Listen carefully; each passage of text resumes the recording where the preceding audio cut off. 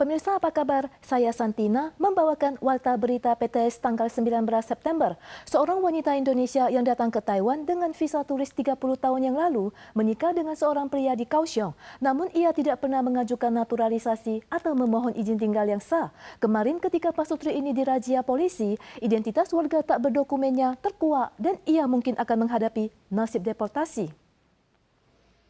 Wanita usia 53 tahun bermarga Lee harus berpisah dari suaminya selama 30 tahun dan putrinya yang sedang hamil.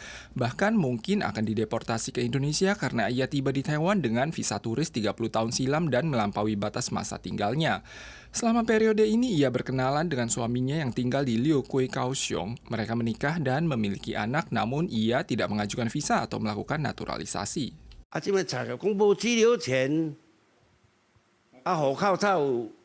他会去户口，我的身份证才有太太的名，是安尼无身份证，这我就无了解啊，是不是安尼讲？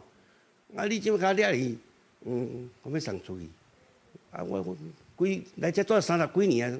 Sang suami tak percaya kalau istrinya menetap secara ilegal karena di KTP jelas tertera nama istrinya. Keduanya pun mendatangi kantor notaris yang mencatatkan pernikahannya. Setelah mengecek kantor notaris setempat, mereka menemukan bahwa istrinya tidak mengikuti prosedur naturalisasi dan lalai mengajukan visa ke Ditjen Imigrasi agar ia bisa tinggal secara sah. 大概结婚满3年之后，就来户政申请要申请规划的国籍的程序。 Sang suami mengaku sudah menikah lebih dari 30 tahun dan tak menyangka istrinya sudah lama menjadi warga gelap. Khawatir istrinya akan dideportasi, keluarganya pun bergegas mengurus prosedur naturalisasinya. Bangkok Airways mengumumkan bahwa setiap penumpang akan diminta untuk menimbang berat badan mereka di gerbang keberangkatan mulai sekarang hingga akhir Oktober. Semakin banyak maskapai penerbangan yang meminta penumpang untuk menimbang berat badan mereka demi keselamatan penerbangan. Pakar menjelaskan untuk memastikan keseimbangan kabin, staf darat di masa lalu selalu memeriksa berat badan penumpang secara visual saat check-in untuk mengatur tempat duduk. Tanggal 14, maskapai Bangkok Airways mengumumkan dari bulan September hingga Oktober penumpang akan diminta untuk menimbang berat badan sebelum naik pesawat. Selain Bangkok Airways, Korean Air dan Air New Zealand juga telah menerapkan ketentuan agar penumpang menimbang berat badan sebelum naik pesawat selama periode tertentu. Alasan dilakukannya pengukuran berat badan adalah untuk menghitung berat pesawat saat lepas landas. 如果是对那个大众运输是有益的，我会觉得就是比较大体上的考量，我是可以配合。 Tujuan maskapai internasional meminta penumpang menimbang berat badan adalah untuk mencegah pesawat mengangkut beban berlebihan, jadi bermanfaat terhadap keselamatan dan efisiensi penerbangan. Pakar penerbangan menganalisis organisasi penerbangan sipil internasional mengatur kapasitas muatan berbagai jenis pesawat. Faktanya, staf darat akan mengatur kursi penumpang lewat penilaian visual saat penumpang melakukan check-in. Langkah ini telah diterapkan selama bertahun-tahun. 通常大部分都用作目测来处理这些相关的载重平衡的配置，但是因为近期油料上升，而且出国的旅客日渐增加，所以开始会有实地的用体重机来量体重或课征肥胖税。 Beberapa maskapai Amerika bahkan tidak memperbolehkan penumpang bebas memilih tempat duduknya dan mengalokasikan tempat duduk untuk menyeimbangkan bobot kabin. China Airlines dan EVA Air menyatakan mereka akan bekerja sama secara rutin dengan organisasi penerbangan sipil internasional untuk mengevaluasi standar berat penumpang guna memastikan keselamatan penerbangan. Warga yang tinggal di New Taipei, Chirong, dan Ilan menerima 2 peringatan gempa nasional secara beruntun pada pukul 9 kemarin malam. Tetapi sebagian besar orang tidak merasakan adanya getaran gempa. Rupanya, gempa bumi terseismik ini terjadi di Laut Lepas Timur Laut dan berjarak 400 lebih kilometer dari Pulau Taiwan, merupakan gempa terjauh sejak dibentuknya sistem persirine peringatan nasional. Ponsel sebagian warga New Taipei, Chilong, dan Ilan berdering keras memberikan peringatan gempa kuat di kawasan Timur Laut sebanyak 2 kali pada tanggal 18 pukul 21:21 malam dan mengingatkan warga untuk segera tiarap mencari perlindungan.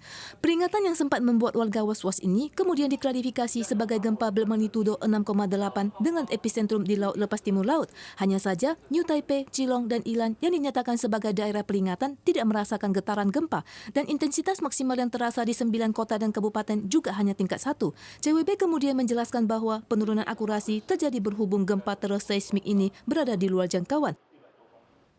Ancaman militer Tiongkok terhadap Taiwan tidak pernah surut. 103 jet tempur TPR yang terdeteksi kemarin merupakan jumlah tertinggi dalam beberapa tahun terakhir. Kementerian Pertahanan Nasional MND menyerukan agar pihak berwenang Beijing untuk menghentikan perilaku sepihak yang merusak.